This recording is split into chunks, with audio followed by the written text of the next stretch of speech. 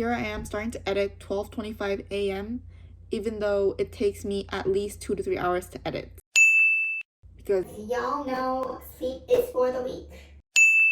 And since we ruled out that sleep is for the weak, let me show you all non-sleepers, aka strong people, what I cooked in a week.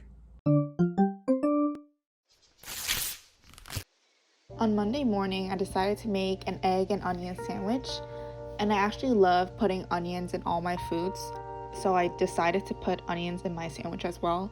It actually tastes better than it sounds when you add a little bit of sugar with the other ingredients. You know when you go to delis, they wrap the sandwich for you like this, and I actually wanted to learn how to wrap this, and I didn't know how to do it, so I actually Googled it up. It's stupid, but I learned this through Google. Also, my dog was throwing up and she wasn't feeling so good that day, so I decided to make her some food. I had some boiled chicken left over, so I made boiled chicken rice by chopping up some boiled chicken and cooking them together with white rice and water. I was surprised to see how much it helped with her upset stomach. On Tuesday, I decided to make sujebi, which is Korean hand-pulled noodles. And I made the dough by adding some water to the flour, and then I mixed it with my hands until it became nice thick consistency.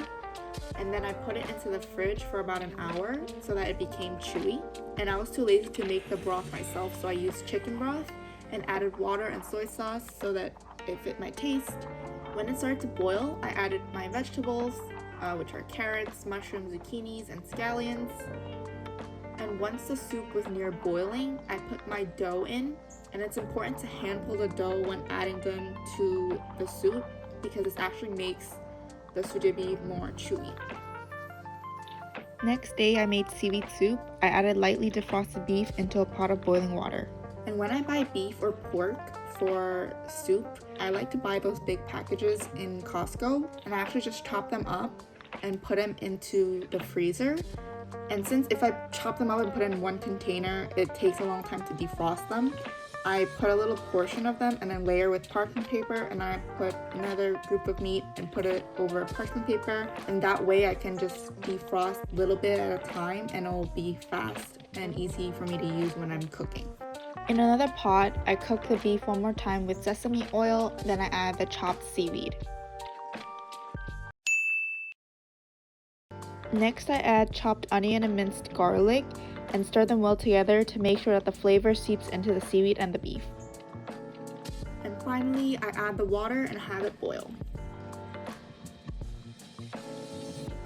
On Thursday, I made tteokbokki, which is spicy rice cake.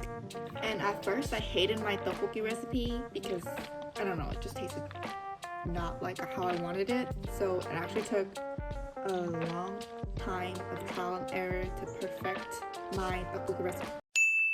I'm not even a chef. I sound like a chef. Nope. Anyways, in a bowl, I added water, sugar, and soy sauce and stirred in some red pepper paste and added some red pepper flakes for more spice.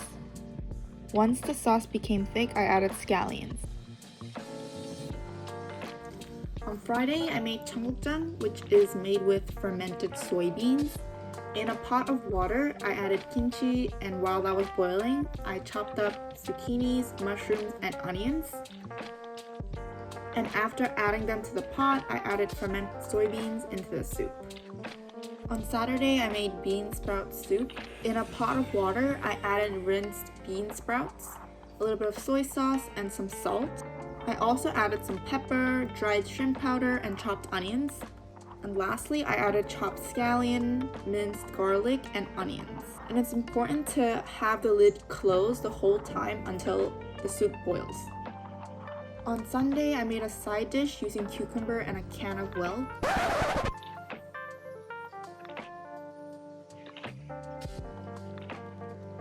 I chopped cucumber and added coarse salt to the cucumbers.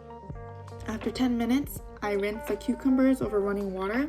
I added onions, a little bit of vinegar, minced garlic, red pepper flakes, and a can of Whelk.